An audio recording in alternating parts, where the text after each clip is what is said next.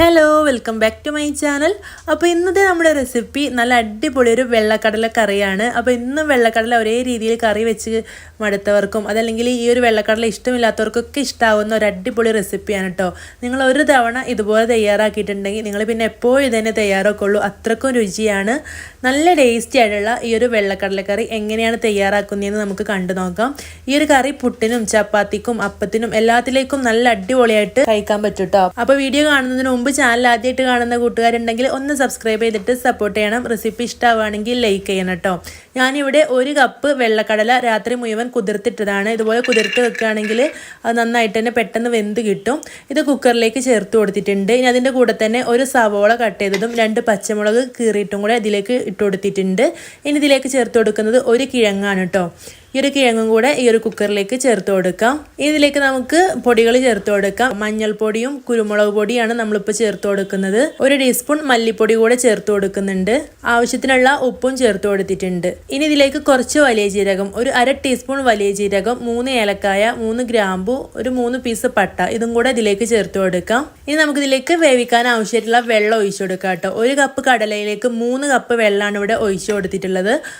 അപ്പോൾ ഇത് വെന്ത് വരുമ്പോഴത്തേന് വെള്ളമൊക്കെ പാകമായിട്ട് കിട്ടും കേട്ടോ. എന്നിട്ട് നന്നായിട്ടൊന്ന് മിക്സ് ചെയ്തിട്ട് അടച്ചു വെക്കുക. ഇനി ഹൈ ഫ്ലെയിമിൽ 1 വിസിലും 3 വിസിൽ ലോ ഫ്ലെയിമിലും വേവിച്ചെടുക്കുക കേട്ടോ. ഇനി ആ സമയം കൊണ്ട് തന്നെ ഇതിലേക്കുള്ള അരപ്പ് തയ്യാറാക്കിയെടുക്കാം. അതിന് വേണ്ടിയിട്ട് ഒരു 4 ടേബിൾ സ്പൂൺ തേങ്ങ ചിരവിയത് മിക്സിയുടെ ചെറിയ ജാറിലേക്ക് ചേർത്ത് കൊടുത്തിട്ടുണ്ട്. അതിൻ്റെ കൂടെ തന്നെ ഒരു 10 കാഷ്യൂ നട്ടും ഒരു പച്ചമുളകും കൂടെ ചേർത്ത് കൊടുത്തിട്ടുണ്ട്. ഇനി നല്ല പേസ്റ്റ് രൂപത്തിൽ അരച്ചെടുക്കണം. കുറച്ച് വെള്ളം കൂടെ ചേർത്തിട്ട് അരച്ചെടുക്കുക കേട്ടോ. ഈ ഒരു അണ്ടിപ്പരിപ്പ് ഇതുപോലെ അരച്ചെടുക്കുന്ന സമയത്ത് അരിഞ്ഞ് കിട്ടാത്ത മിക്സി ആണെങ്കിൽ കുറച്ച് സമയം വെള്ളത്തിൽ കുതിർത്ത് വെക്കേണ്ടി വരും. അപ്പോൾ ഇതിവിടെ നന്നായിട്ട് തന്നെ അരഞ്ഞ് കിട്ടിയിട്ടുണ്ട്. ഇനി നമുക്ക് മാറ്റി വെക്കാം. ഇനി നമുക്ക് കടലയൊക്കെ ഇപ്പം നന്നായിട്ട് തന്നെ വെന്തിട്ടുണ്ട്. കുക്കറിൻ്റെ ആവിയൊക്കെ പോയിട്ട് തുറന്ന് നോക്കിയിട്ടുണ്ട്. ഇനി നമുക്ക് തവി വെച്ചിട്ട് ഇതിലെ കിഴങ്ങൊക്കെ പതുക്കെ ചെറുതായിട്ട് തന്നെ ഉടച്ചു കൊടുത്തിട്ടുണ്ട്. ഇതിലേക്ക് നമ്മൾ അരച്ച് വെച്ചിട്ടുള്ള ആ ഒരു തേങ്ങയും അണ്ടിപ്പരിപ്പൊക്കെ അരച്ചത് ചേർത്ത് കൊടുക്കാം. എന്നിട്ട് നന്നായിട്ടൊന്ന് മിക്സ് ചെയ്തെടുക്കാം. ഇനി നമുക്കതൊന്ന് തിളപ്പിച്ചെടുക്കാം. ഒരുപാട് വെട്ടി തിളപ്പിച്ചെടുക്കരുത്. ചെറിയ രീതിയിലൊന്ന് തിളപ്പിച്ചെടുത്താൽ മതി കേട്ടോ. ചെറുതായിട്ട് തിള വരുന്ന സമയത്ത് തന്നെ ഫ്ലെയിം ഓഫ് ചെയ്ത് ഇതിലേക്ക് കുറച്ച് മല്ലിയിലും കൂടെ ചേർത്ത് കൊടുക്കാം. ഇനി ഇതിലേക്ക് വേണ്ടിയിട്ട് വെളിച്ചെണ്ണയിലേക്കൊന്ന് നമുക്ക് കടുകും ഉള്ളിയും മൂപ്പിച്ച് ചേർത്ത് കൊടുക്കണം. അതിന് വേണ്ടിയിട്ട് 2 ടേബിൾ സ്പൂൺ വെളിച്ചെണ്ണയിലേക്ക് 1/2 ടീസ്പൂൺ കടുകും, ഒരു 3-4 ചെറിയ ഉള്ളി ഇതുപോലെ വട്ടത്തിൽ കട്ട് ചെയ്തതും 1 ടീസ്പൂൺ ഇഞ്ചി വെളുത്തുള്ളി പേസ്റ്റും കൂടെ ചേർത്ത് നന്നായിട്ടൊന്ന് മൂപ്പിച്ചെടുക്കുക.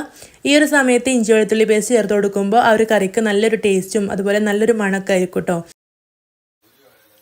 നല്ലപോലെ മൂപ്പിച്ചെടുത്തിട്ടുണ്ട്. ഇനി ഇത് കറിയിലേക്ക് ഒഴിച്ചു കൊടുക്കുക. അപ്പോൾ നല്ല ടേസ്റ്റി ആയിട്ടുള്ള ഒരു വെള്ളക്കടല കുറുമയാണ് നമ്മൾ തയ്യാറാക്കി എടുത്തിട്ടുള്ളത്. നല്ല ടേസ്റ്റാണ് കേട്ടോ. നിങ്ങൾ എന്തായാലും തയ്യാറാക്കി നോക്കണം. ചാനൽ ആദ്യമായിട്ട് കാണുന്ന കൂട്ടുകാരുണ്ടെങ്കിൽ ഒന്ന് സബ്സ്ക്രൈബ് ചെയ്തിട്ട് സപ്പോർട്ട് ചെയ്യണം. റെസിപ്പി ഇഷ്ടമായിട്ടുണ്ടെങ്കിൽ മറക്കാതെ ലൈക്ക് ചെയ്യണം. ഫ്രണ്ട്സിനും റിലേറ്റീവ്സിനും ഒക്കെ ഷെയർ ചെയ്ത് കൊടുക്കണം കേട്ടോ.